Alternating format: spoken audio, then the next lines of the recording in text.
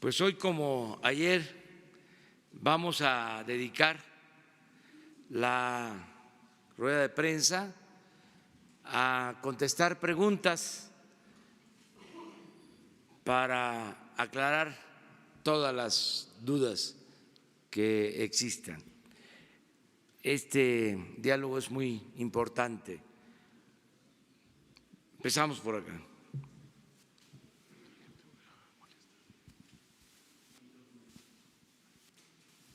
Señor presidente, sobre lo que sucedió anoche en el Congreso de Baja California, sé que usted se ha mostrado muy prudente a la hora de emitir alguna opinión respecto a la decisión de extender el periodo de 2 a 5 años del gobernador. Sin embargo, sí me gustaría saber cuál es su posición acerca de esto, toda vez que todos los actores políticos se han externado en contra de esta disposición del Congreso de Baja California. Por favor. Pues es un asunto que tiene que ver con el Congreso local y debe de resolver la autoridad competente. No sé si se está informando bien sobre este asunto. Independientemente de la ampliación del plazo para el cumplimiento de la función del nuevo gobernador, debe decirse que aprobaron esta medida todos los partidos, empezando por el PAN. Entonces, ahora,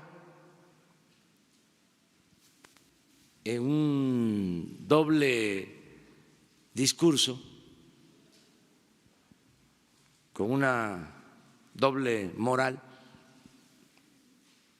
como suele suceder a veces, porque el conservadurismo, que no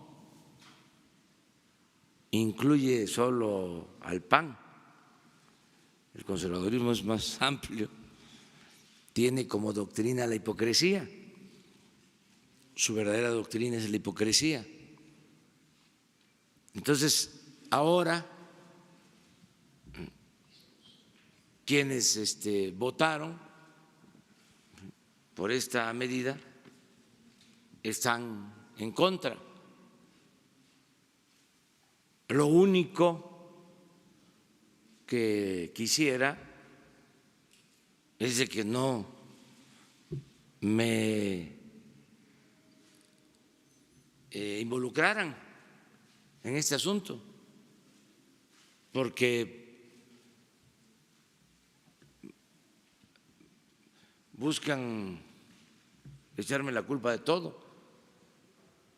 Ya les dije, no tuve nada que ver, ya no es el tiempo de antes en que estas decisiones las tomaban desde arriba el presidente o eran consultadas al presidente y él daba la orden al secretario de Gobernación. Pregúntenle a la licenciada Olga Sánchez Cordero si recibió la orden del presidente para que se llevara a cabo esta reforma o acuerdo. Eso ya se terminó. Entonces no opino por eso, precisamente, para no dar pie a las malas interpretaciones, pero se me hace pues en el extremo de la hipocresía el ahora estar haciendo un cuestionamiento sobre este asunto cuando nuestros opositores fueron los que aprobaron esta decisión, porque si hubiese sido la organización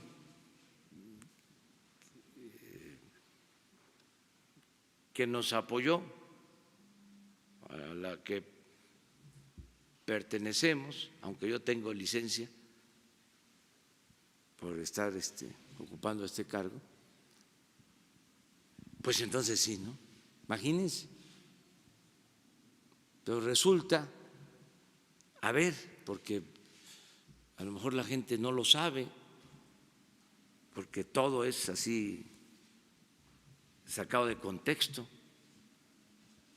A ver, ¿cuántos diputados tiene el Congreso local de Baja California? A ver si lo indagamos. Son pocos, digo, son pocos los municipios del estado. No, vamos a ver. Fue por unanimidad en su momento. Por eso, pero vamos a ver cuántos son y por qué no de una vez, ¿de qué partido? Son 25 en total. ¿Cuántos son de Morena? 3. ¿Cuántos son del PRI?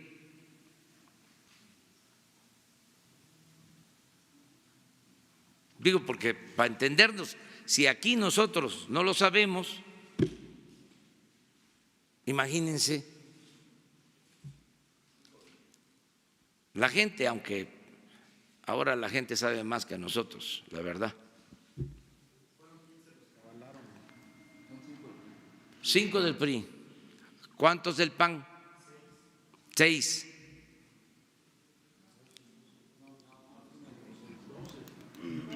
$12. 6 se fueron ya del partido. No, estoy hablando de cómo votaron. O sea, ¿por qué no mientras seguimos? Sí, porque a eso me refiero cuando no se informa,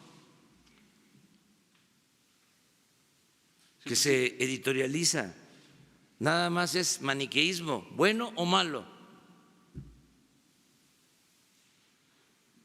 Y lo primero que hay que hacer es pues informar y a partir de ahí pues ya elaborar el análisis y editorializar y dar la opinión. Pero ¿cómo se va a estar opinando si no se tiene la información? Ni siquiera la información. Bueno, pero eso es un asunto. Señor presidente, la otra… Pero, ¿saben? Quiero aprovechar también, porque estos conservadores que creen que somos como ellos, están diciendo que no quiero certificar la firma del documento que di a conocer comprometiéndome a la no reelección. Pues aquí está el documento.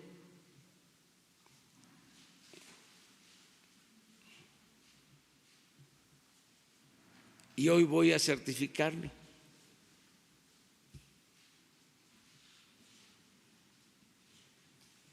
Y lo que les pido a los opositores es que aprueben la iniciativa de revocación del mandato.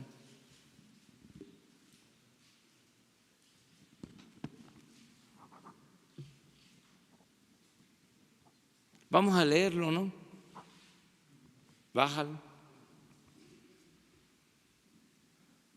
A lo largo de más de 20 años he declarado en diversas ocasiones que de llegar a un puesto público me sometería a la revocación de mandato. Así lo hice cuando fui jefe de gobierno del entonces Distrito Federal y en las 3 campañas presidenciales posteriores. A ese cargo reiteré tal compromiso.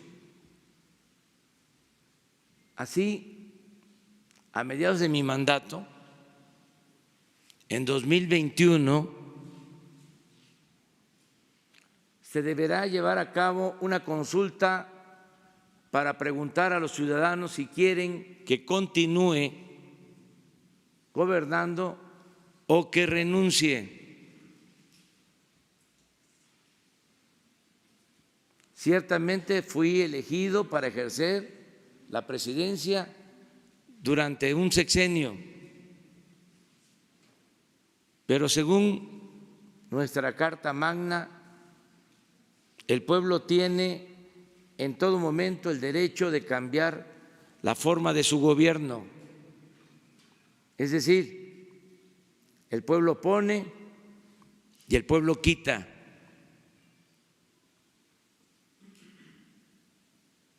Para cumplir este compromiso, envié al Congreso una iniciativa de reforma constitucional para llevar a la práctica este mecanismo de democracia participativa.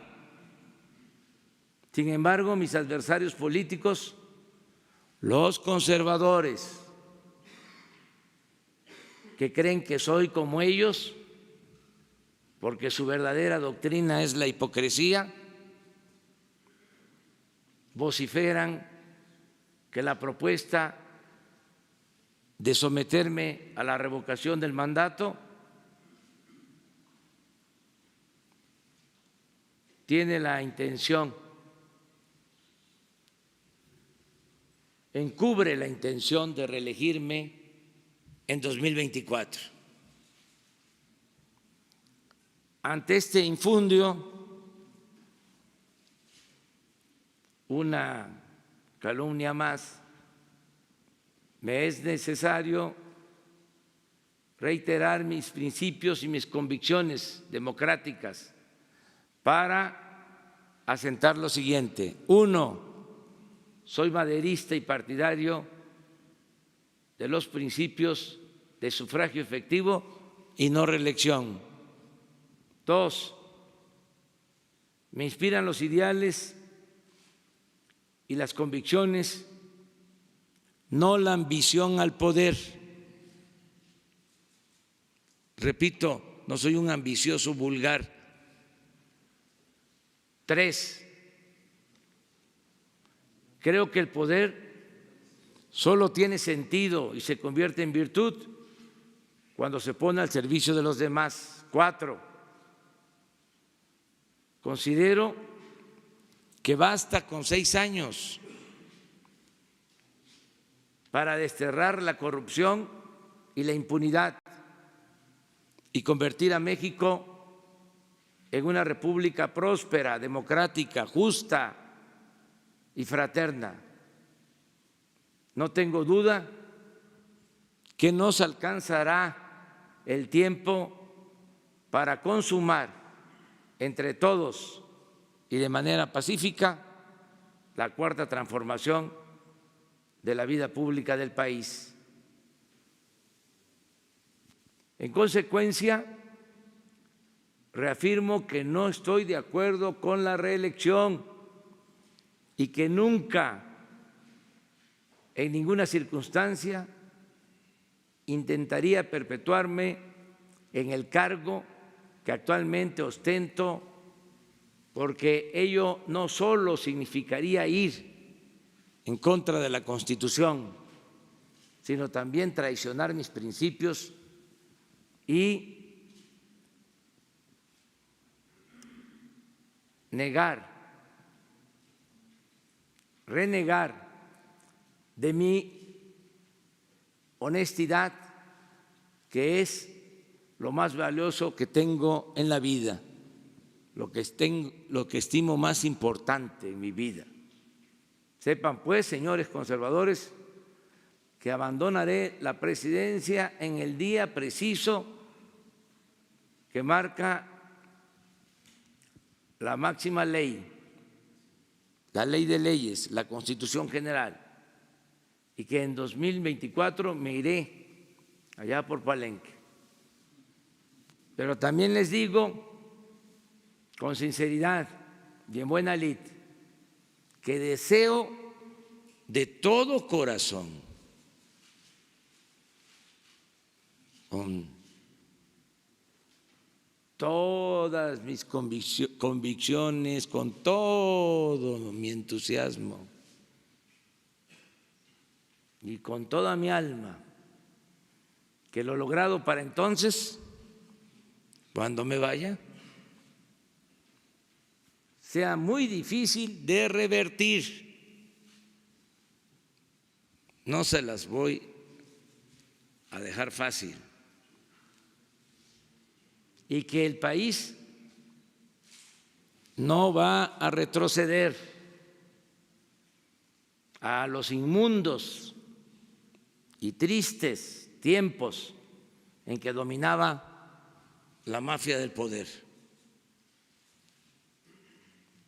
Esto lo di a conocer en marzo del 19, pero ahora el periódico de los conservadores, entre otros, el Reforma, está diciendo que me estoy retractando, me estoy echando para atrás. De modo que mañana vamos a pedirle a un notario público que venga aquí para que yo firme que no soy partidario de la reelección. No creo en eso. Sí, para que no quede ninguna duda. Y así vamos a estarle saliendo al paso a todas las campañas de difamación y de calumnias, siempre. Es parte de la transformación, ¿eh? Porque esto no era lo políticamente correcto. Entonces, son cambios importantes. Muy bien, pero ya. De Baja California, 12 del PAN, 5 del A ver, PRI. ¿cómo? Repite. Del Congreso de Baja California. Sí. Los datos son 12 diputados del PAN. Votaron. Es el total de cómo se compone. ¿Cómo el Congreso. se conforma? 12 del PAN, 5 del PRI, 3 de Morena, 1 de Movimiento Ciudadano, 1 del Partido del Trabajo y 3 son diputados locales independientes. ¿Y cómo votaron? Todos en su momento votaron todos unánimemente. Pues eso es todo. Okay. A ver, repite, ¿cuántos votaron de un partido? Despacito. Del que tiene más es el PAN con 12. ¿Cuánto? 12. 12. ¿Y luego? 12 del PAN. 5 del PRI. 5 del PRI. 3 de Morena. 3 de Morena. 1 de Movimiento Ciudadano. 1 del Movimiento Ciudadano. 1 del PT. 1 del PT. 3 independientes. 3 independientes. Así está. Ok. La información. Bueno, ya. En materia. La verdad que yo no estaba enterado de cuál era la composición del Congreso. Tampoco. Tengo tache, ni cómo habían votado, pero intuyo, porque tengo un instinto certero, y conozco muy bien a los conservadores. Señor, en materia de migración, en Estados Unidos, este anuncio del gobierno de hacer redadas en los Estados Unidos para deportar a mexicanos ilegales. De hecho, publicamos hoy que ya se está preparando una carpa gigantesca, 20,000 metros cuadrados, para tenerlos en Ciudad Juárez, en el puente entre los dos países, retenerlos ahí y eventualmente regresarlos a México, a los que sean capturados. Su comentario acerca de esto, usted ha hablado de la defensa de los migrantes en Estados Unidos y también publicamos que el muro que estaba planeando construir el gobierno de Estados Unidos en realidad no ha avanzado gran cosa, está interrumpido. Y si nos puede ya también comentar como último, ¿cuándo si se confirma que se reúne con el presidente de Honduras y dónde y cuándo? Bueno, nosotros vamos a continuar con la misma política de ordenar la migración, respetando derechos humanos, insistiendo en atender las causas, apoyando actividades productivas en los lugares de origen de los migrantes, con la idea de que tengan oportunidades de empleo y haya bienestar y seguridad, y que la migración sea opcional, no forzada. Eso continúa. Les informo que me voy a reunir este sábado con el presidente de Honduras en Minatitlán, Veracruz.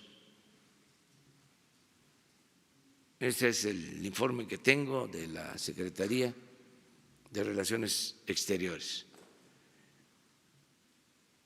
porque estamos trabajando en el apoyo a actividades productivas en países de Centroamérica.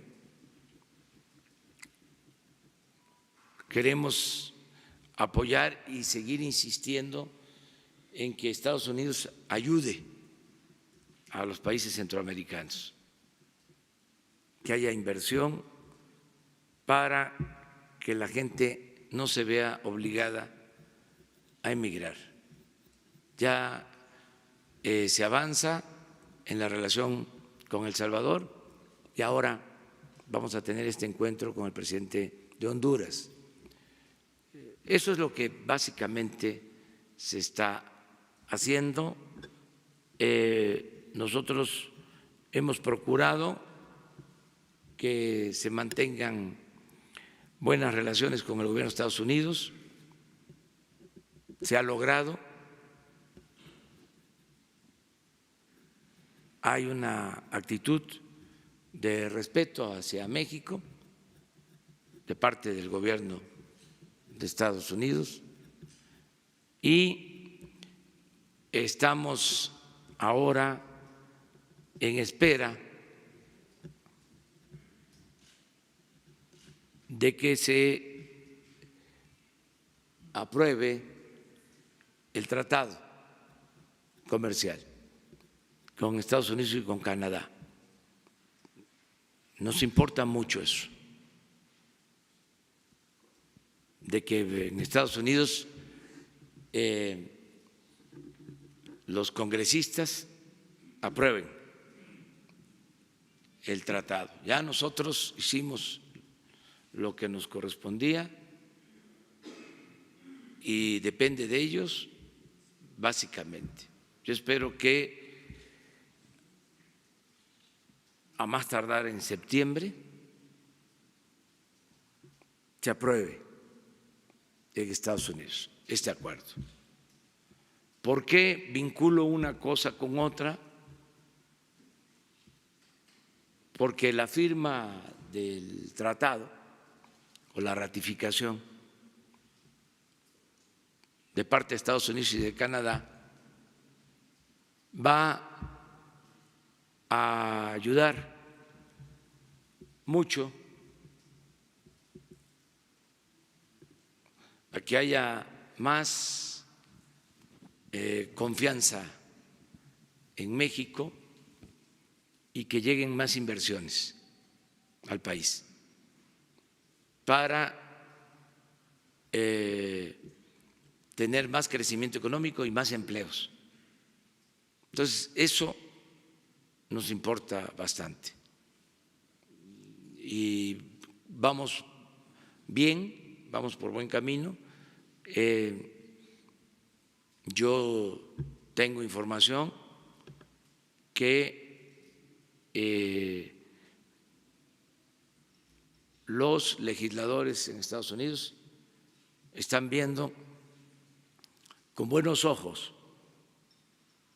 la aprobación del tratado. Hay diferencias porque es natural, pero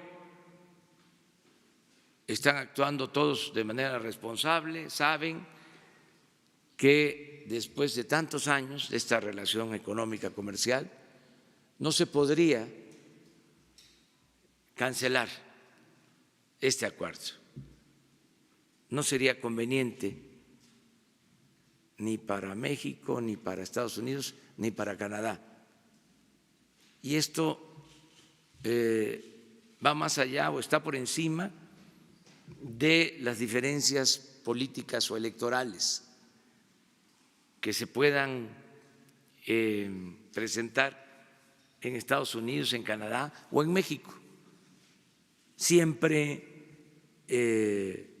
las instituciones democráticas tienen que pensar en el interés general, más que en los intereses partidistas. Entonces, creo que se va a aprobar el tratado y esto va a ayudar mucho para contestar tu pregunta.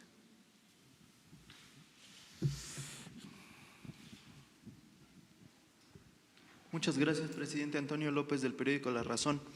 Me gustaría abordar un tema en torno a la ley de austeridad republicana. Hay un apartado que establece que únicamente podrán contar con choferes y vehículos asignados el titular del Ejecutivo, los secretarios de Estado, subsecretarios y sus homólogos.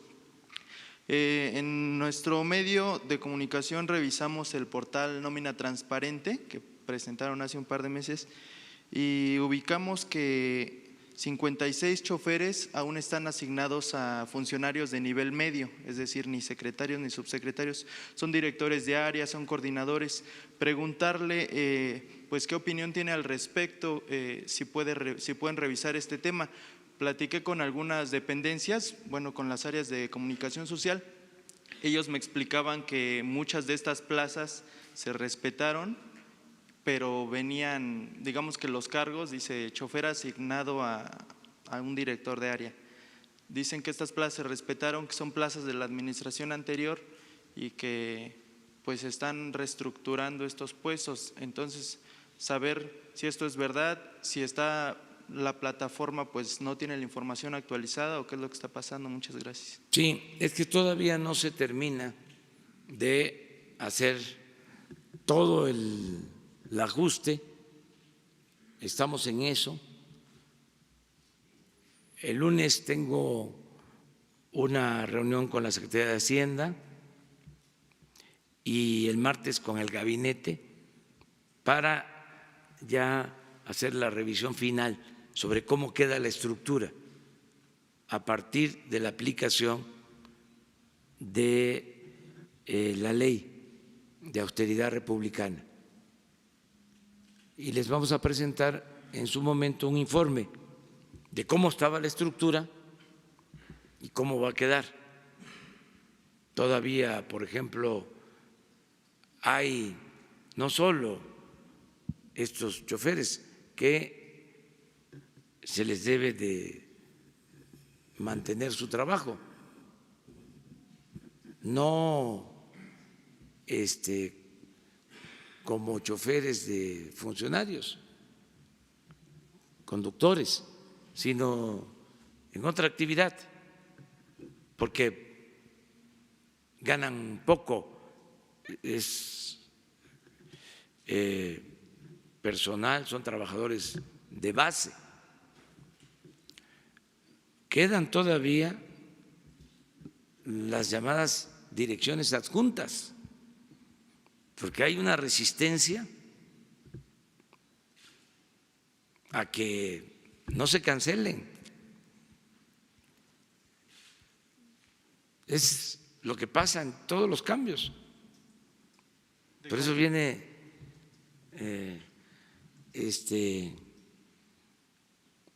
bien recordar el por qué se le llamaba a los conservadores reaccionarios, porque es la reacción ante los cambios. O sea, el oponerse, el resistirse. Bueno, tenemos esas resistencias al interior. Y ahí andan pensando que van a burlar la norma. ¿Qué va a pasar, presidente, con los directores y coordinadores que se resistan a acatar esta norma y que sigan haciendo uso de un chofer? Es que como va a elaborarse el presupuesto nuevo, sencillamente ya no van a existir esas plazas. ¿Y cómo van a cobrar? Me refiero a los de arriba. O sea, dijimos no a los directores adjuntos. ¿Por qué? Porque ya existía una estructura de secretarios, subsecretarios, directores generales, jefes de departamento, jefes de unidad, y cuando se tenía mucho dinero, que fue cuando más dinero se ha recibido por los precios altos del petróleo, el gobierno de Calderón creció de manera desmedida la burocracia dorada. Entonces, crearon estas nuevas plazas de directores adjuntos. Nada más, si ya tienes un director, ¿para qué un director adjunto? Pero resulta que los sueldos de estos directores adjuntos son de los más altos, o eran de los más elevados. Entonces, no es nuevo que nosotros cuestionamos en su momento esta decisión, hasta lo escribí y nos comprometimos a quitar toda esta burocracia innecesaria, porque le cuesta mucho al pueblo mantener al gobierno. Era un gobierno mantenido y bueno para nada. Entonces, eso es lo que tiene que tomarse en consideración. Por eso, este ajuste que se está llevando a cabo, pero no dejan de haber resistencias, pero poco a poco se va a ir entendiendo de que debe de haber austeridad, no puede haber excesos, derroche, no puede haber gobierno rico con pueblo pobre.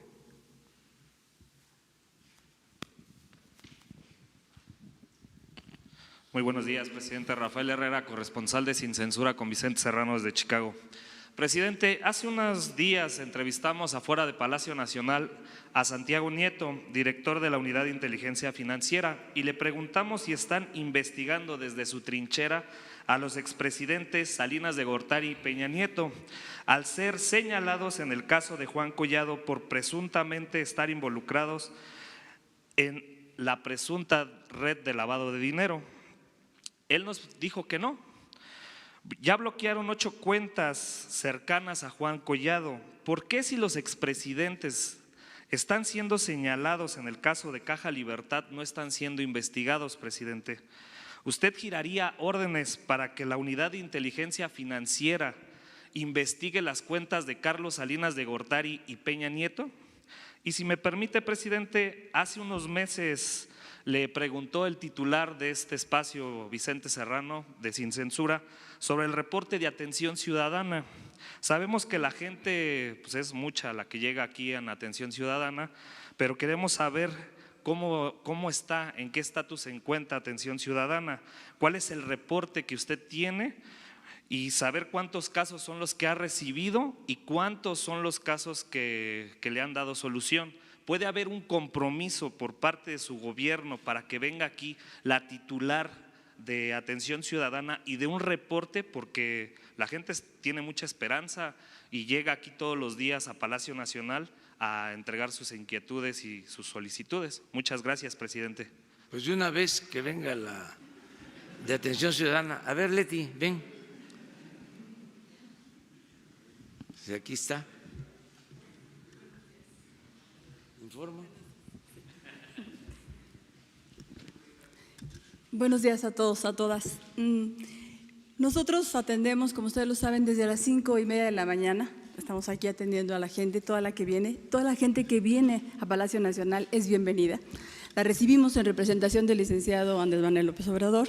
Platicamos con ellos y quisiera aquí aclarar antes de darles los números que traigo en la cabeza, porque si no venía preparada, es que para nosotros la atención ciudadana, la instrucción que se nos ha dado y la convicción que tenemos es que hay que escuchar a la gente, es lo más importante.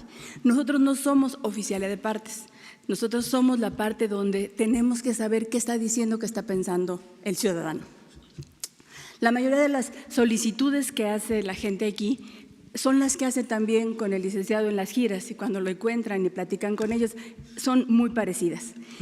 Y hemos atendido, el reporte que tenemos hasta el 30 de junio fue de personas que han asistido a Palacio Nacional para ver al licenciado Andrés Manuel López Obrador. Son 70,000 personas, son las que hemos recibido.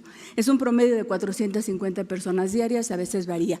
Y tenemos un promedio de casi 600 grupos que vienen. También vienen aproximadamente 5 grupos diarios, entonces varía para diferentes solicitudes. A toda la gente se le atiende, todo lo gestionamos. Nosotros somos un área que recibimos las solicitudes y gestionamos hacia las diferentes dependencias. Todo está gestionado siempre y cuando reúna los requisitos mínimos, que son datos de contacto. A veces a la gente se le olvida poner sus datos y se nos dificulta mucho localizarlos. Datos de contactos es muy importante. La otra parte que es importante es hacerlo con respeto. Las puertas están abiertas, pero siempre tendrá que ser con respeto porque así lo creemos y estamos convencidos que así los tratamos. Y de respuestas con las dependencias, recién en junio tuvimos una reunión con las responsables de cada una de las dependencias a donde nosotros mandamos las solicitudes y estamos ahorita en un 48% de respuesta. Y fue la reunión precisamente para buscar la forma de que la respuesta sea muchísimo más ágil. Esto lo tenemos en un sistema hecho por las mismas gentes de Presidencia, que se llama Sistema Integral de Atención Ciudadana, SIDAC. Muchas de las cosas que nos decían es que ya atendieron a los ciudadanos, pero todavía no suben la respuesta al sistema.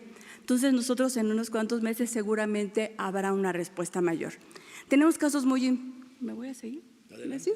Tenemos casos muy importantes que requieren muchísima más agilidad. Tiene que ver todo lo de salud. El tema de salud es fundamental, la gente sí viene con muchas necesidades y ahí sí tenemos un trato directo e inmediatamente buscamos que se les atienda hasta donde las instituciones, todas las áreas puedan dependerlo. Otro tema que comentamos permanentemente al señor presidente fue el tema del Infonavit. Efectivamente, la cantidad de gente que tenía dificultades con el Infonavit fue muy grande al principio. Ahora, con todas las medidas que están aplicando, pues esto lleva pues otra solución. Y los temas son tan variados que es muy difícil aquí poderles plantear porque es desde la persona que tiene una urgencia médica hasta un asunto que es otro caso, que tiene 20, 30 años sin solucionarse. Ese es uno de los grandes problemas que tenemos, es que no había un espacio donde pudieran expresar sus puntos de vista y entonces tenemos cosas muy, muy atrasadas. Lo único que pedimos de repente a todos los ciudadanos que vienen aquí es un poquito de paciencia porque no solamente recibimos el documento. Entonces platicamos con ellos y a veces se lleva tiempo, entonces a veces tienen que esperar un poco para que los atendamos. Por ejemplo, el día de hoy desde las 6, llegamos 5:30, pero abrimos la puerta a las 6 de la mañana, hasta antes de venirme aquí a la conferencia ya habíamos atendido 29 personas, 29 casos en una hora de hoy, ¿sí? Y un solo grupo, aparte de los que están en plantón, ¿verdad? Entonces, más o menos, pero los datos precisos los podemos explicar en el momento que consideren. Nuevamente reitero que se recibe a todas las personas que quieran ser escuchadas. Están las puertas abiertas. Déjeme preguntarle, precisamente nosotros transmitimos todos los días afuera de Palacio Nacional y atendemos a las personas. Muchas de esas personas nos han dicho, ahora sí que con papel en mano, sí, que precisamente los mandan a las dependencias y esas dependencias no reconocen el papel que ustedes están mandando y los regresan. Entonces, aquí es un foco rojo porque correcto, realmente no le están dando solución a muchas personas que realmente tienen una gran necesidad. claro. ¿Qué van a hacer en este caso para que ese papel que ustedes están mandando a las dependencias realmente le den validez? Estamos en ese proceso y hay algunos casos que efectivamente las dependencias no quieren. Puedes decir, esto que decía el licenciado, hay mucha resistencia todavía. El elefante reumático. Todavía hay mucha resistencia, entonces nosotros hablamos con algún nivel y después cuando los van atendiendo hacia otro nivel, entonces hay que estar repitiendo y hay que estar hablando con todos. Pero casos particulares que se tengan inmediatamente los atendemos, pero buscaremos la forma de que sí haya la respuesta. Quiero aclarar que muchas de las respuestas a veces no son como lo quisiera el ciudadano. O sea, no son positivas totalmente porque ya algunas verdaderamente no caben en la posibilidad de respuesta que se tiene que dar. Pero buscaremos alguna otra salida que se les tenga que dar. Eso sí se hace. Y estaremos en ese proceso para que todo el mundo sepa que tiene que dar una respuesta. Muchas gracias. Positiva o negativa a veces. Gracias. Perdón.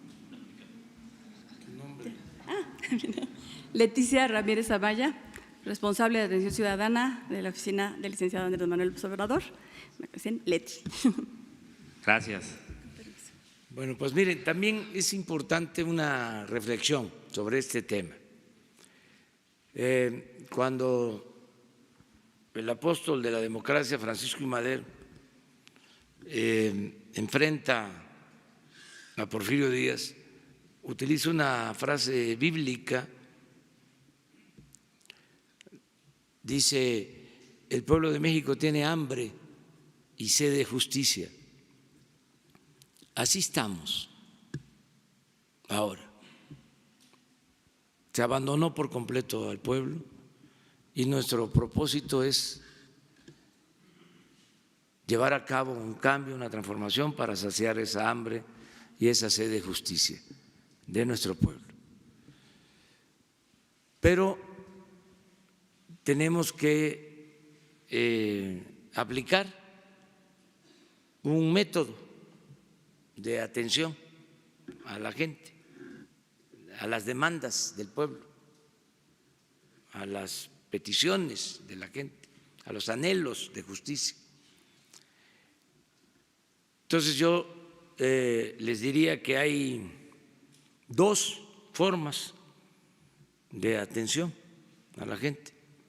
Una, la que tiene que ver con las acciones de bienestar colectivo.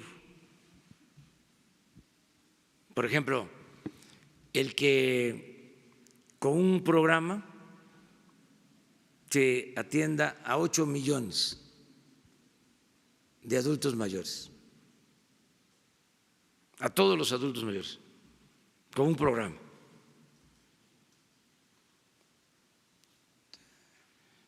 Que significa una inversión de 110,000 millones de pesos, por hablar de presupuesto, pero que significa,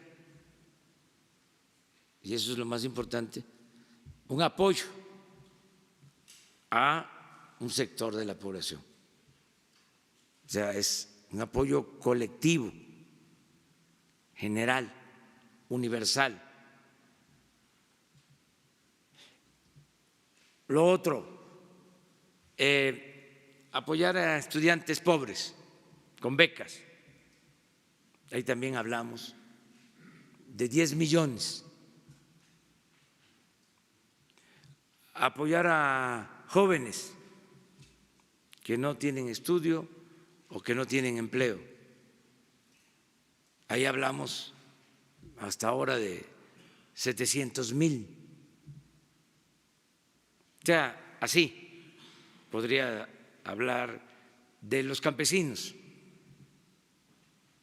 que 2 millones de productores pequeños están recibiendo apoyo.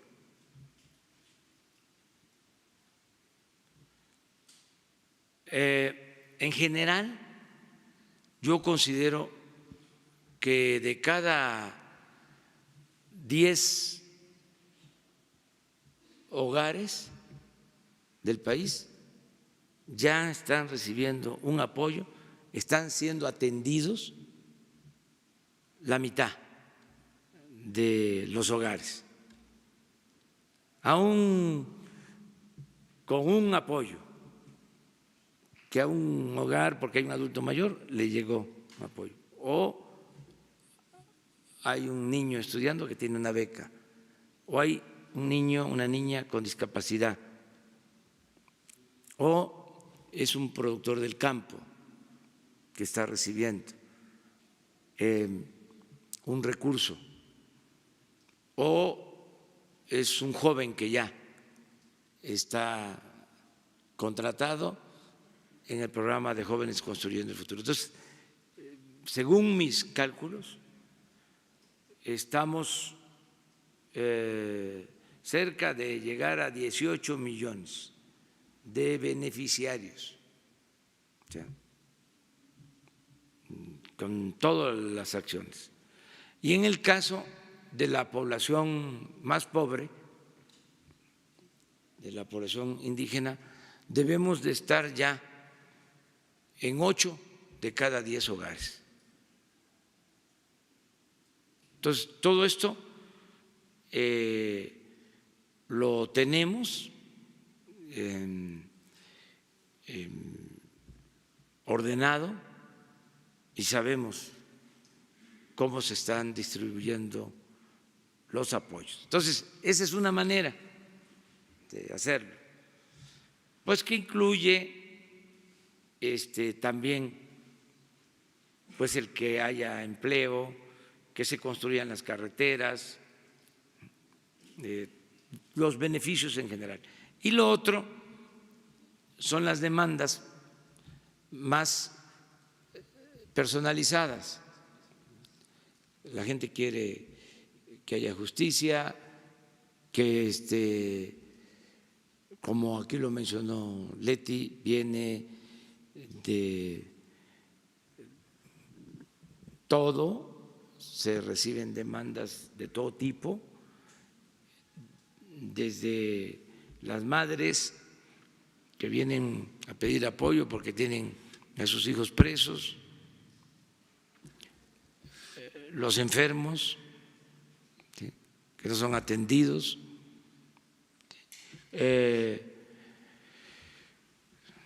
solicitudes de resoluciones agrarias, problemas de invasiones,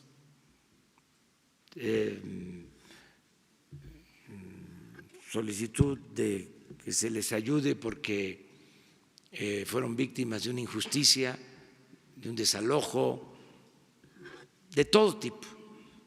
Entonces, esa es la otra parte. Entonces, se turna a las distintas secretarías, tienen instrucción de atender a la gente, de escuchar al pueblo. Pues los están regresando, presidente. Sí, pero hay la indicación de que se escuche al pueblo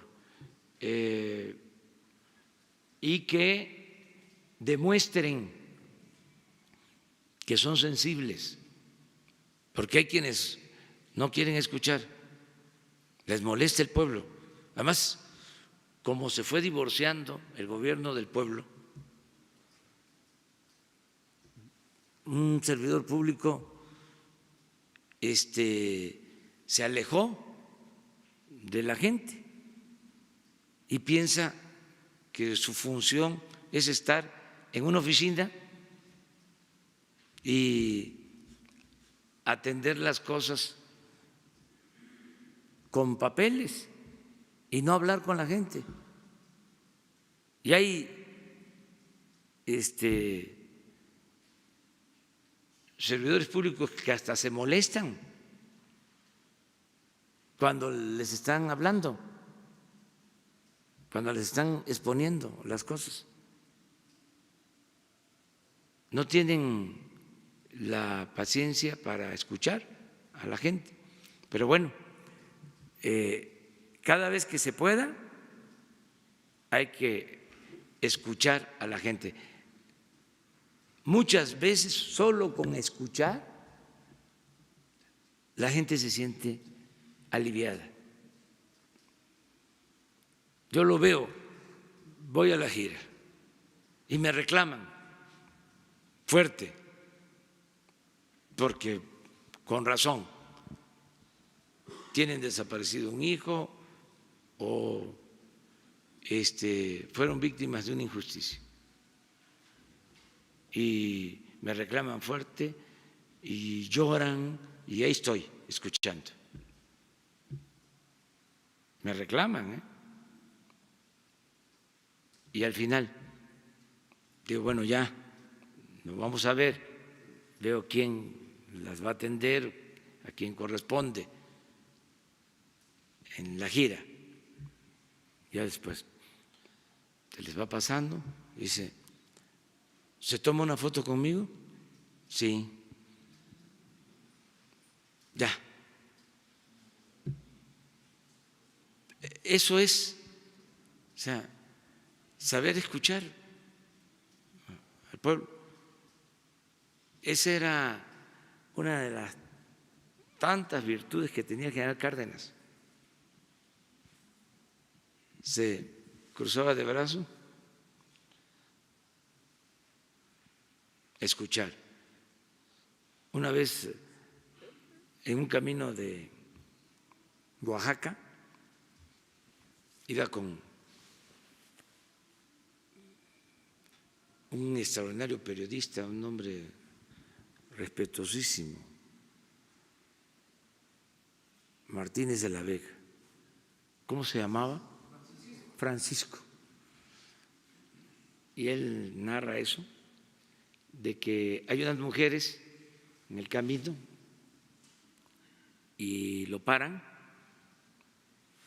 se baja, las escucha y viene un ayudante, porque las mujeres repetían y repetían y repetían y repetían lo que le estaban planteando, ¿no? Era de unas pensiones para sus esposos o de sus esposos que habían participado en la revolución, que se les habían quitado, y repetían y repetían. Entonces, y el general escuchando. Entonces, como siempre, nos faltan los metiches, ¿no? Salameros, dirían en mi pueblo. Le dice uno de ellos, ¿no? Ya. Lo que quieren es que les den las pensiones. Eso es todo, ¿no? O sea, él tratando de… Ya nada más lo volteó a ver el general y pues ya no le habló en el camino, ¿sí? Por esa imprudencia. ¿Por qué no escuchar a la gente, no? Hay muchas demandas. ¿Cuántos han atendido? ¿Cuántas personas? 72,000. ¿Sí? Entonces, sí, son muchas las demandas, pero vamos a ir poco a poco resolviendo. Sobre la pregunta que le hice del caso de Caja Libertad y Juan Collado. Eso lo está viendo la Fiscalía General. Okay. En el caso de los expresidentes, Okay. yo he sostenido que si hace falta, si lo solicita el pueblo o un sector de la población, una vez que tengamos modificado el artículo 35 de la Constitución, haríamos una consulta. Eso es lo que he planteado. Y adelanto de que yo soy partidario del punto final, de no ver para atrás, de ver hacia adelante, y que solo en los casos en donde hay proceso abierto, si se demuestra de que hay denuncias que estaban detenidas, entonces, por lo que corresponde al Ejecutivo, darles curso para que la instancia correspondiente actúe, en este caso, como está sucediendo, la Fiscalía General. Esa es la instrucción que se tiene. Si la Fiscalía nos pide información a inteligencia financiera, como ha sucedido en algunos casos, la instrucción de Santiago Nieto es que se entregue todo. Es más, que cualquier solicitud que se haga, se atienda, y todo lo que se presuma puede significar un delito, también se denuncie, que no nos quedemos con nada. Desde luego, cuidando lo del debido proceso y no afectando la dignidad de las personas, actuando con seriedad, con responsabilidad. Muchas gracias, presidente.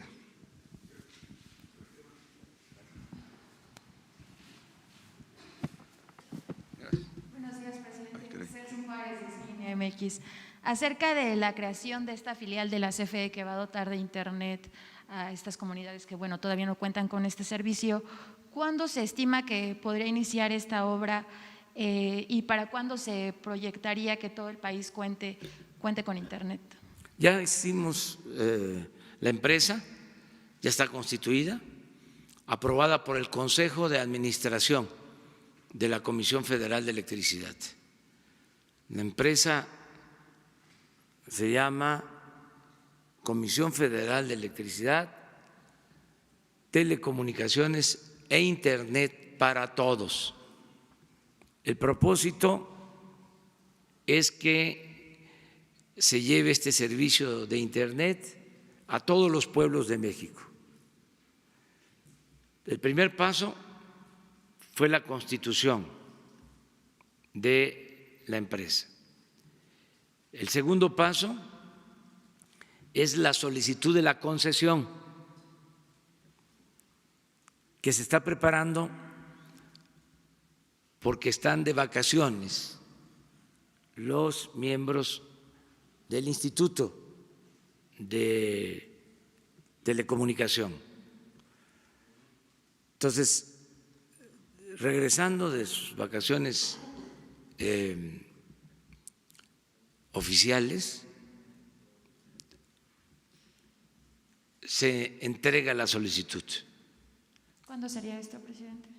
Creo que la semana próxima, y hemos hablado con ellos, porque también estamos llevando a cabo este procedimiento, consultando a este instituto que es autónomo y que es el encargado de otorgar las concesiones y de reglamentar todo lo relacionado con las telecomunicaciones. No es como antes, que la Secretaría de Comunicaciones y Transportes expedía las concesiones. Ahora existe este instituto que es independiente, que es autónomo. Desde luego,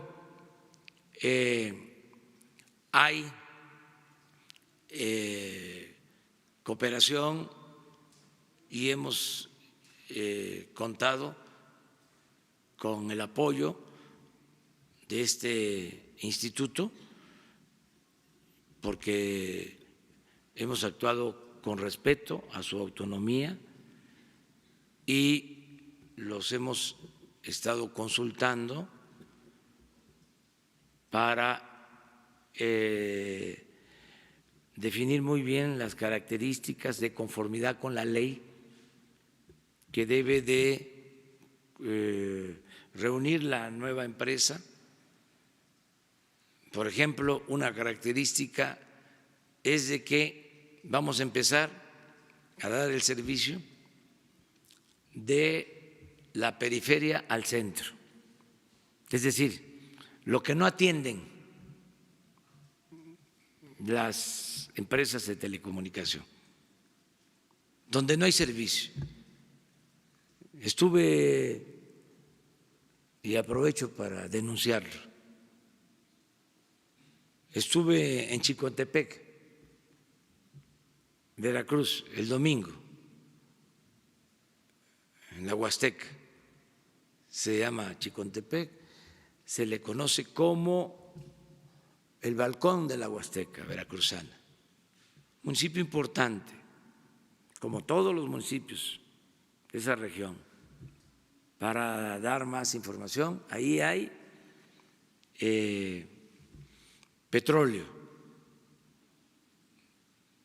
Ahí, en esa región, se desarrolló la explotación petrolera antes de la expropiación.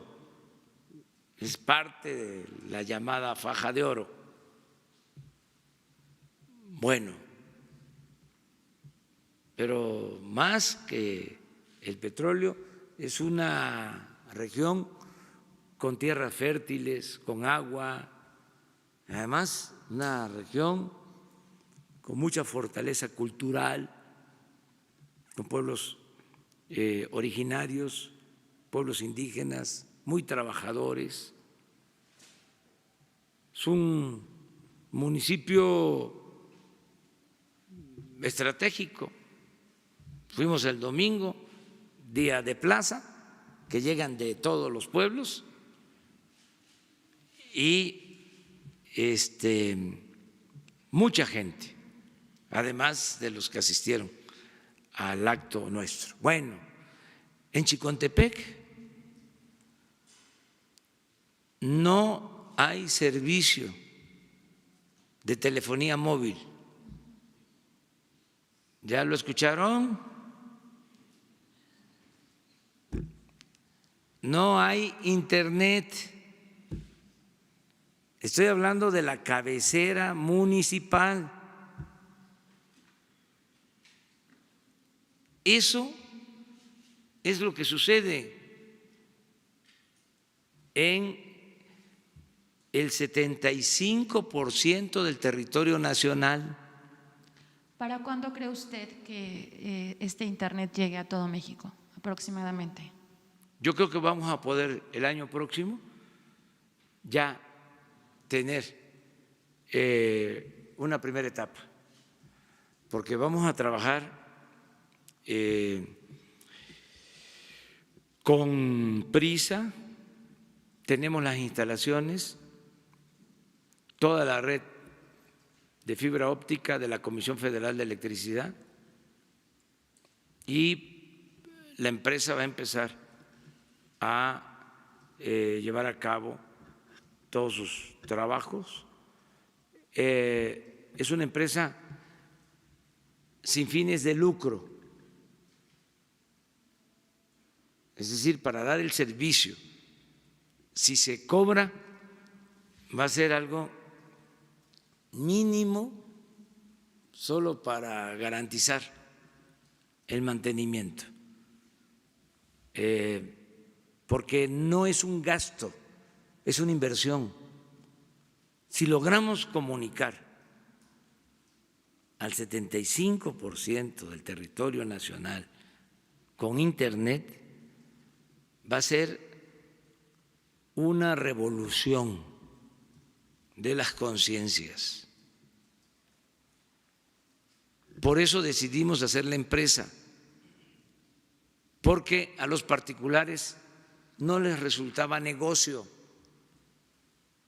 Entonces todo el servicio se concentra en las grandes ciudades y se abandonó el resto del país. Ese es el propósito del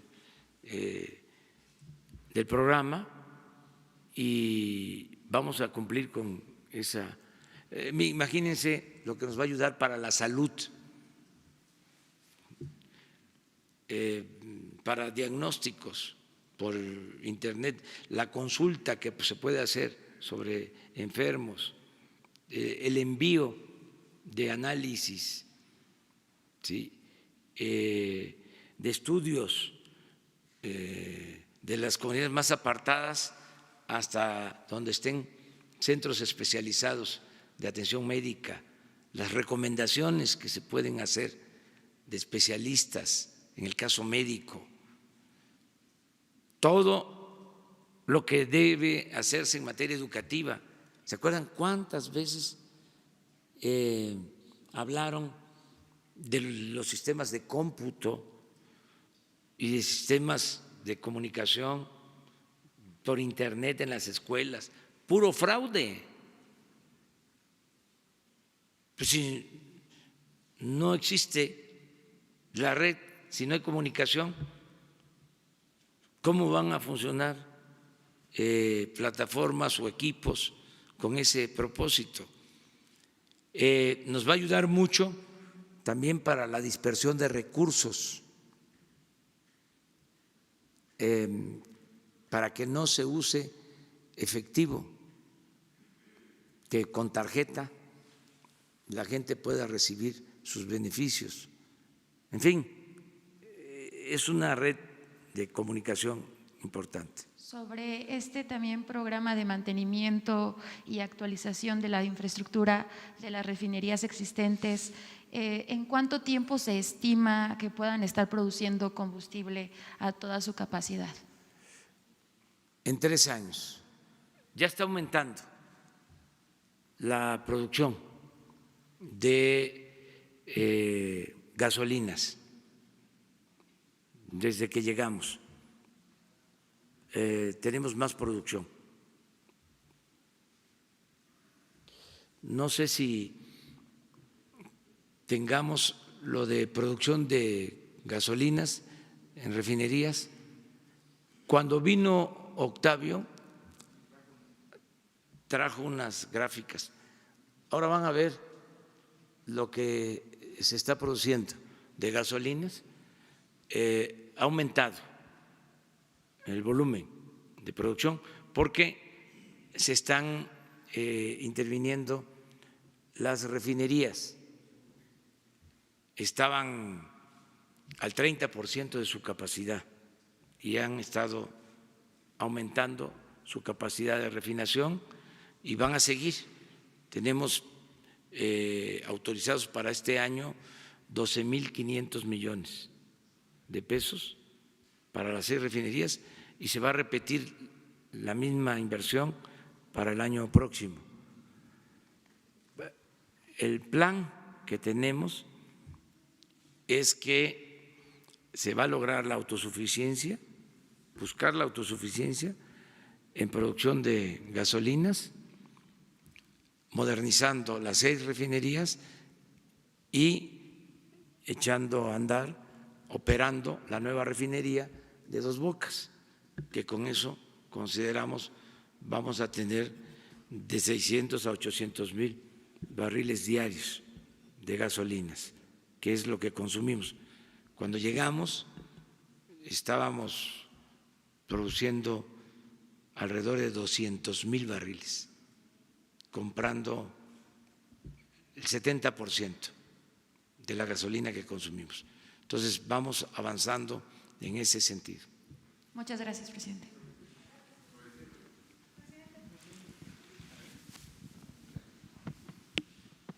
Cinco, nos vamos. Buenos días, señor presidente. Urbano Barrera, del diario Ovaciones. Quisiera regresar un poquito a lo de atención ciudadana. Recientemente usted fue a Morelos, a la gira de la Huesca, para lo de los gasoductos. Ahí se le acercó una persona y le entregó una carta. Esa información después ya llegó aquí también a Atención Ciudadana y tiene que ver con uno de esos casos que dice Leti, que tienen hasta 20 años en espera, personas que tienen en prisión hasta 20 años y que su caso ya se combinó de preso político, de un caso de injusticia. Me refiero concretamente, y usted sabe muy bien de este caso, del caso José Ocampo, que a él lo encarcelaron porque no quiso cooperar con varios o muchos millones de dólares para la campaña en el periodo de Vicente Fox y de La Bastida. Y él ha venido dando una lucha de años y años, ya enteró a varios gobiernos, ya los enteró a ustedes. Yo quisiera preguntarle cómo va ese caso y cuándo considera usted que podrían estar ya fuera o por libres todas esas personas, más o menos 400, que tal vez pueden llegar a la categoría de presos políticos. ¿Cuándo considera usted que ya podrían estar libres con todos los trabajos y buenos oficios de la Secretaría de Gobernación, de Nestora, de Neftalí, del licenciado Encinas? ¿Cuándo calcula usted que ya pueden estar en libertad de estas personas?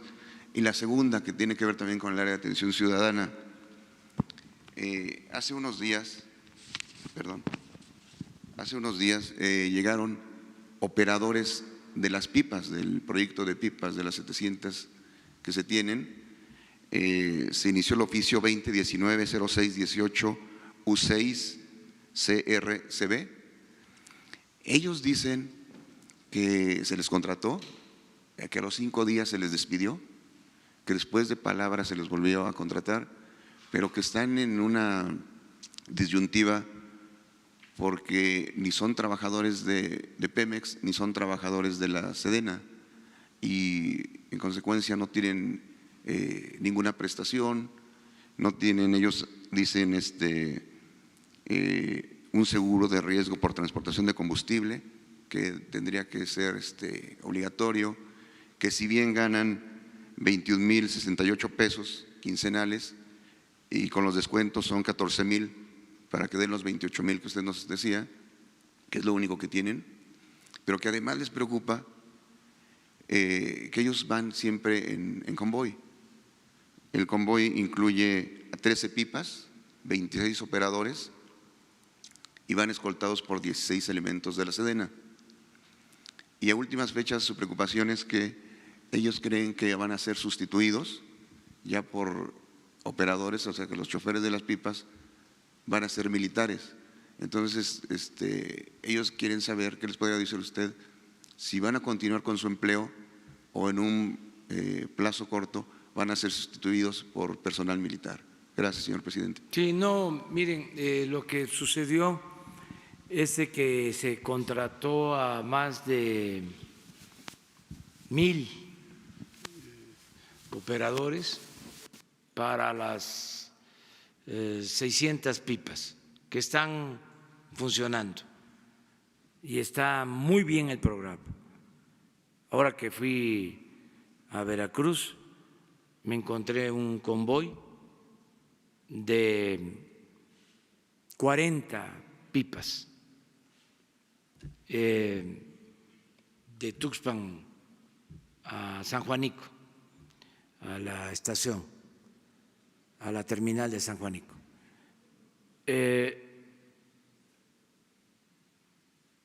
Está funcionando muy bien el programa, muy bien manejado, operado, administrado por la Secretaría de Defensa. Es DN3 para que no nos falte el combustible. Ya no nos va a volver a pasar lo que sucedió de que nos quedamos sin abasto de gasolinas en la ciudad y en otros estados, porque ya tenemos estas más de 600 pipas. Aunque haya sabotaje, que afortunadamente ya no hay, siguen habiendo las tomas clandestinas. En la madrugada de hoy se encontró una toma clandestina en la delegación Miguel Hidalgo, imagínense, aquí. Bueno, pero ya ayer bajó a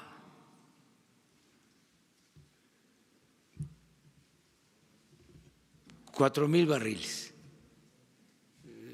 el robo,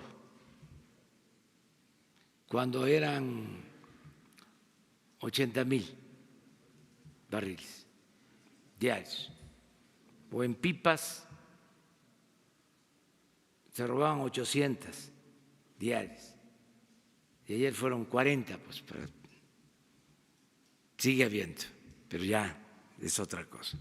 Y ya no hay el riesgo de que nos dejen sin gasolina, porque existe este plan que está funcionando muy bien. La información que tengo es de que no se portaron bien. A veces les gusta que yo use la palabra que no se han portado bien, pero es así, no se han portado bien. Y es todos aportarnos mal o todos aportarnos bien. ¿Sí? Les decía yo que hay una canción de Calle 13, ¿no? Todos aportarnos mal, aportarnos mal, aportarnos mal. Y ahora estamos en el tiempo de aportarnos bien, aportarnos bien. Y no es conmigo, no es con el gobierno, sino aportarnos bien con la sociedad, con la nación, a ser buenos ciudadanos. Pues actos de indisciplina, no llegaban a tiempo, no cumplían, faltaban y otras cosas. No todos, estoy hablando de y pues por eso, de acuerdo con la ley, se les liquidó, porque no podemos permitir que haya irresponsabilidad. Estoy hablando, afortunadamente, de un grupo muy pequeño. Entonces ellos tienen todo su derecho, ¿no?, de acudir a las instancias en busca de justicia. Pero se trata de transporte de combustible, se trata de una actividad de riesgo. Entonces recibí yo el informe ayer de la Secretaría de la Defensa, donde me explican los motivos, y estoy de acuerdo, porque si no, no vamos a cambiar las cosas. Nos tenemos todos que portar bien, y no es cierto que se vaya a sustituir por militares. Es que el número de conductores, un grupo no cumplió con su responsabilidad, y por eso fue que se tomó la decisión de conformidad con la ley, liquidarlos. Pero si están inconformes y consideran que no fue justo, que acudan a las instancias correspondientes. Bueno, miren, en este caso hemos avanzado mucho liberando presos políticos, presos que injustamente estaban en prisión, pero no hemos avanzado lo suficiente. Volvemos al elefante echado y reumático y mañoso. Los trámites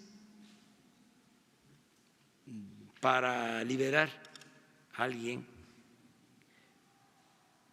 que injustamente esté en la cárcel son muy complicados, implican desistimientos y una serie de recursos, y tiene que ver con el Poder Judicial y tiene que ver con la Fiscalía.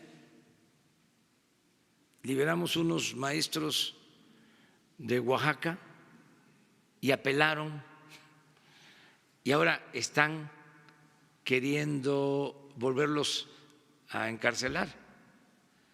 Entonces, y hay, la verdad, mucha gente inocente en las cárceles.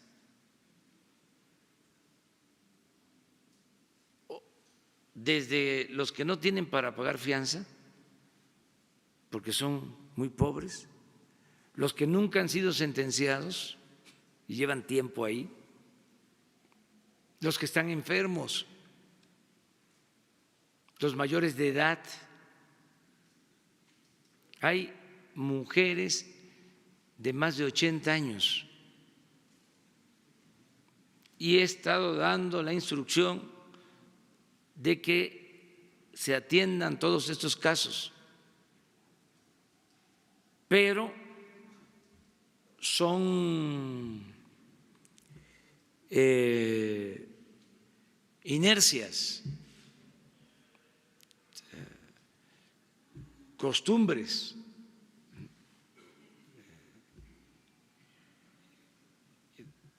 que existen. Entonces tenemos que avanzar en eso. Le he estado incluso recomendando a la secretaria de Gobernación, y voy a seguirlo haciendo, de que busquen la manera legal de que se puedan conceder indultos, que yo pueda indultar, ver si puedo enviar una iniciativa al Congreso definiendo muy bien los casos, las características generales, para que en el marco de ese indulto puedan salir muchos de las cárceles. O sea, en eso estamos. Constantemente estoy pidiendo informes sobre el avance, pero no es que no quiera la licenciada Olga o Julio Scherer, sino que es complicado. O sea, el quitar los procesos que fueron en muchos casos fabricados, delitos fabricados, porque había consigna, habían ministerios públicos de consigna. Antes metían el papel a la máquina y se ponían ahí a escribir y le metían todo el código penal al supuestamente delincuente por consigna.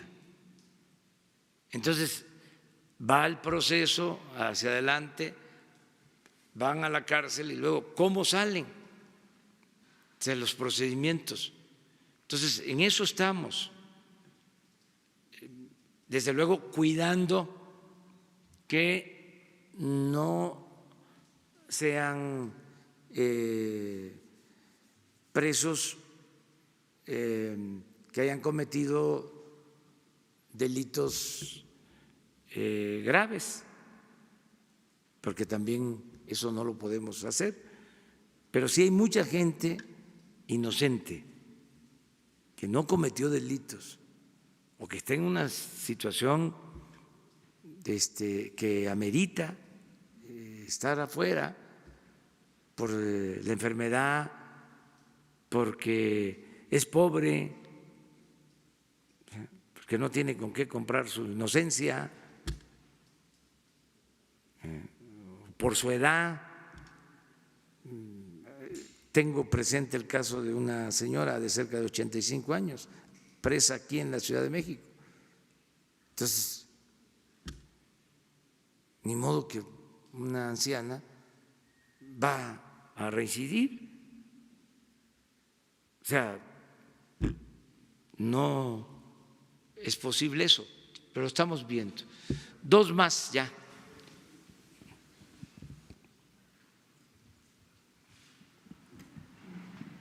Buenos días, presidente. Jocelyn Gutiérrez de Político.mx. Para preguntarle qué información tiene sobre las denuncias hechas por parte de la Unidad de Inteligencia Financiera de la Secretaría de Hacienda contra Carlos Romero de Champs. ¿Nos podría decir si el líder petrolero ya intentó comunicarse con usted? También para comentarle que en los últimos días han crecido los rumores de que la licenciada Olga Sánchez Cordero podría abandonar Segov. De hecho, este tema causó un poco de confusión con Porfirio Muñoz Ledo durante una conferencia, el cual lo tuvo que aclarar a través de las benditas redes sociales, como usted le dice. ¿Nos podría decir por qué tanto ruido en torno de la Secretaría de Gobernación y de dónde cree que usted que nacen estos rumores de otra nueva baja de su gobierno? También para preguntarle por último, presidente, si usted ve bien que Martí Batres y Porfirio Muñoz Ledo queden otra vez al frente de las mesas directivas del Senado y San Lázaro respectivamente. Bueno, nada más voy a contestar una, porque las otras no me corresponden, pero una sí. Decirles que estoy muy contento con el trabajo que está haciendo la secretaria de Gobernación, la licenciada Olga Sánchez Cordero, que es extraordinaria como profesional,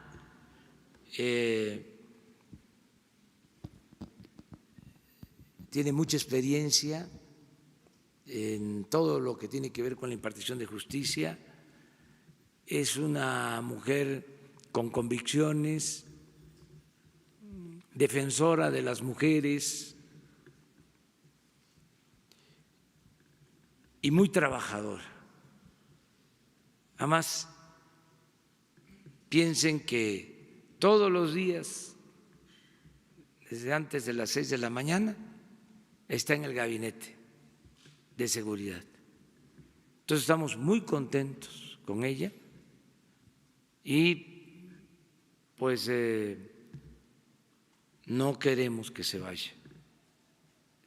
No es como otros casos, ¿no?, en donde sí nos gustaría que… No. Los que están ahí agazapados, que vienen de tiempo atrás, que no comparten el proyecto nuevo, que no están a favor de la Cuarta Transformación, que quisieran que continuara lo mismo, pues en un acto de honestidad deberían de decir: ya me voy, esto no me gusta, no estoy de acuerdo. Y no son trabajadores de base, porque se podría alegar, es que de eso viven. No, ellos podrían ir a trabajar a un banco o a una calificadora, a dar clases a una universidad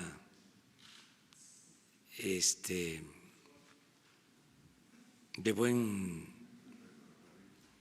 nivel económico, de esos que tienen buenos ingresos, porque cobran bastante colegiatura o bastante por las colegiaturas. Pero no es el caso de la licenciada. Fíjense ¿De que… dónde cree que nazcan estos rumores, presidente? Pues últimamente Pues es ha tenido muchas que bajas en su gobierno. hay adversarios que están desconcertados, molestos. Yo no sé por qué, si llevamos años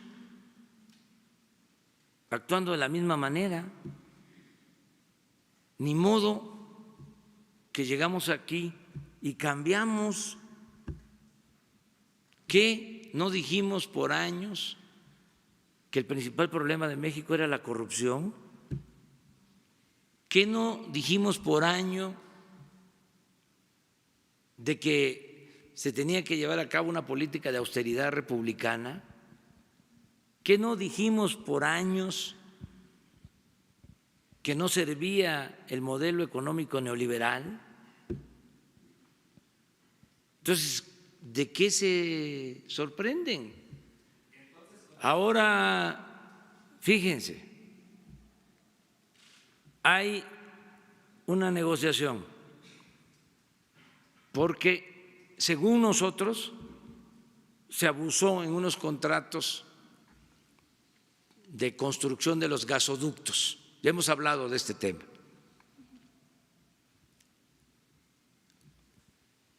Según nosotros, se abusó. Ya no hablemos de la legalidad, porque ni siquiera los contratos fueron firmados por los consejos de administración o por el Consejo de Administración de la Comisión Federal de Electricidad. Es más, ni siquiera lo firmó el director de la Comisión Federal de Electricidad. Fueron funcionarios menores que también no deben de ser chivos expiatorios, porque a ellos se les ordenó firmar esos contratos. Bueno, pues estamos ahora buscando un acuerdo, porque las tarifas que quieren cobrarle a la Comisión Federal de Electricidad están por las nubes. Constantemente los neoliberales hablan de la globalidad, de la aldea global. Bueno, si a esas vamos a buscar estandarizar. ¿Qué significa esto de estandarizar? Vamos a cobrar lo mismo por los servicios bancarios, por las tarifas. Vamos a buscar que se cobre igual en México que en Estados Unidos, que en Francia, que en Alemania, o lo más cercano, estandarizar, porque es un mundo interrelacionado económicamente, comercialmente, pero resulta de que aquí la globalidad y el libre mercado se aplicó de manera muy peculiar. Ahora sí que en los bueyes del compadre. Y nosotros tenemos que pagar mucho más por todos los servicios, servicio bancario, ¿sí?, por la contratación de servicios como el gas, que en otras partes. Entonces, ¿qué se está planteando? No es decir, vamos a incumplir con los contratos, es en buena disposición, bájale, te excediste. No me gusta decirlo, pues, porque Ya me comentaron que les enoja, pero no se puede, ya es la última vez que lo digo, aceptar un contrato leonino. ¿Pero qué creen? Vamos a la mesa de negociación para buscar el acuerdo. Un compromiso era de que cuando se está dialogando no hay demandas. Bueno, pues una de las empresas presenta una demanda estando en el diálogo y la demanda se apoya en la declaración que le hizo a Proceso Carlos Ursúa. Es decir, utilizan esa declaración a favor de la causa de la empresa. Me acuerdo cuando era otra la crónica, estaba ahí, ¿cómo se llama? Iriar, sí. Sí. Las notas de la crónica fueron las que sirvieron de prueba al juez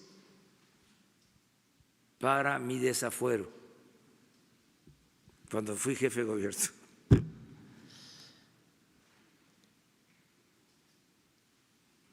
Entonces, nosotros estamos muy contentos con la licenciada Olga Sánchez Cordero. Entonces, presidente, sobre Carlos Romero Deschamps, ¿no tiene información? Usted apenas giró una orden que Pemex revisara los contratos que tienen con ese Ya sindicato. hablé ayer de eso, están revisando lo del contrato colectivo, está en revisión el contrato colectivo, y no puedo decir más sobre este tema porque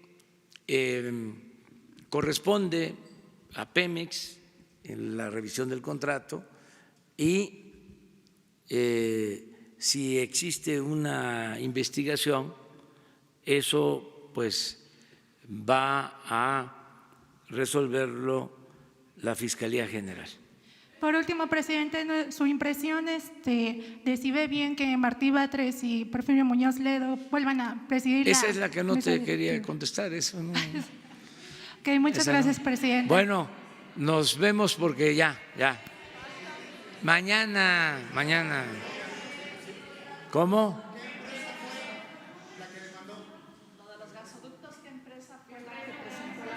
Sí, se los comenta, Pero sigue la mesa de negociación. sí, o sea, pero lo que quiero decir es que no fue prudente. Si se está buscando un acuerdo y hay disposición para eso, como al mismo tiempo, para empezar, no fue la Comisión Federal la que denunció primero, fueron las empresas primero, porque hay mucha desinformación sobre esto. La Comisión respondió, o sea, existe pues la bitácora sobre cómo se han venido presentando las cosas. Sí. Me entrevistaron, me pidieron que se llegara a un acuerdo, que se abriera el diálogo, acepté y se está dialogando con las empresas. Ya se hicieron propuestas y se están recibiendo en algunos casos contrapropuestas. Algunos. Entonces, el acuerdo en general era de que las cosas quedaran como estaban, como son los amparos. ¿Qué es el amparo? Es que las cosas queden como están. En tanto, vamos a explorar la posibilidad de llegar a un acuerdo. Pero si estamos en la mesa y va una demanda porque salió una entrevista en una revista donde el anterior secretario de Hacienda dice que tenían razón las empresas y eso se usa de prueba,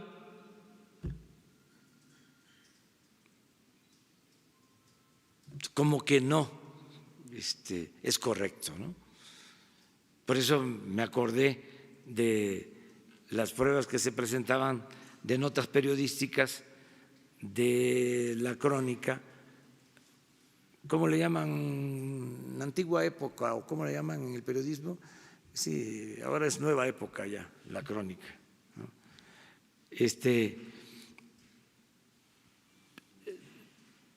No todas las empresas, fue una. Sí, porque se les hizo ver eso aún. ¿Mande? No recuerdo ahora, pero en 10 minutos sí se da a conocer el nombre. Entonces, de la empresa. Entonces, ¿por qué planteo esto? Bueno, porque estamos en un proceso de transformación, ¿sí? Y no todos pensamos de la misma manera. Además, qué bien que sea así. Sería muy aburrida la vida si existiera un pensamiento único. Pero también no alarmarse si alguien renuncia, si alguien deja el cargo. Por ejemplo, el de ayer, del Coneval. Ni sabía. Ahora, se pasa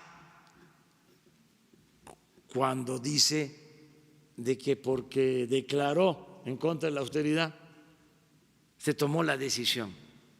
No, desde antes de que declarara ya se estaba buscando el cambio porque llevaba 14 años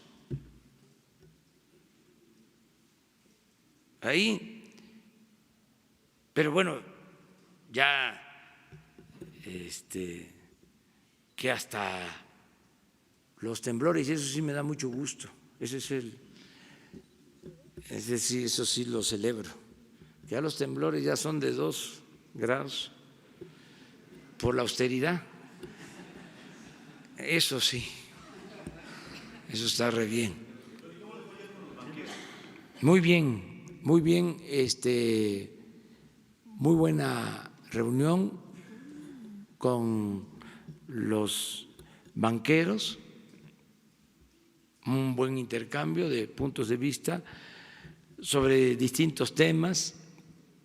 Lo más importante fue lo que di a conocer, que hay disponibles para el otorgamiento de créditos. A ver, a todos los que están solicitando créditos, animarlos, porque me dijeron ayer los directivos de los bancos que tienen disponibles 500,000 millones de pesos para otorgar créditos. Entonces, a hacer las solicitudes,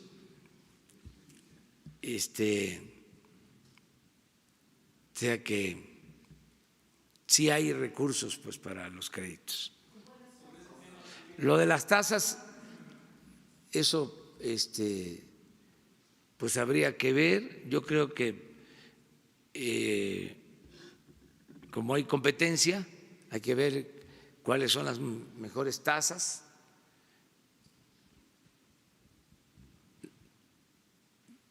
Pero hay esa disponibilidad de fondos y hay confianza en México.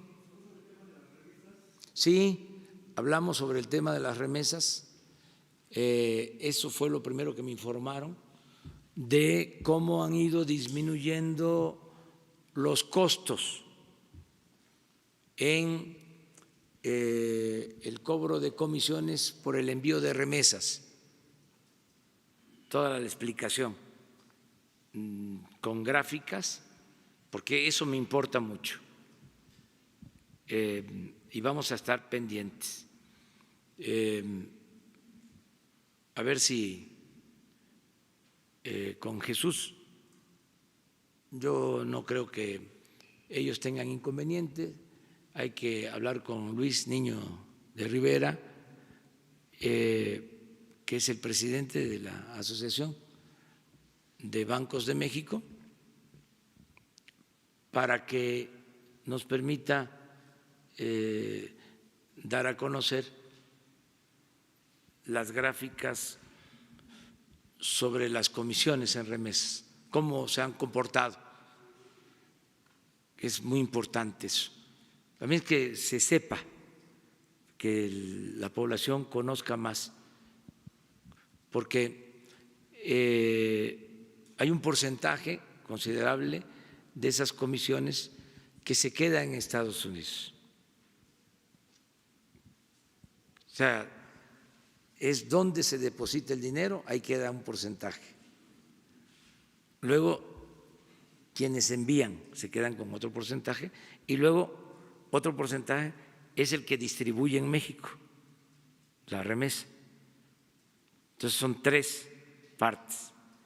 En México, según me informaron, se queda la menor parte por concepto de remesa. De todas maneras, se están ampliando los servicios, es decir, hay más competencia y esto está llevando a que bajen las comisiones, pero que lo podamos constatar y dar a conocer, a ver si nos lo permiten, o él mismo que pueda convocar a una rueda de prensa, pedírselo respetuosamente e informarles sobre esto. Lo que es un hecho es que están creciendo las remesas. Estamos hablando de alrededor de 35,000 millones de dólares. México en el mundo es el tercer receptor de remesas. En primer lugar es China, segundo la India y tercero México. 35,000 millones de dólares. Gracias a nuestros paisanos, héroes vivientes. Esas remesas son la fuente principal de ingresos que tiene nuestro país. Por eso, todo nuestro respeto a los migrantes. Sería bueno que se informara. De todas formas, quedamos que periódicamente me van a estar informando sobre lo de las comisiones. Sí, es un buen tema. Muchas gracias. Nos vemos mañana.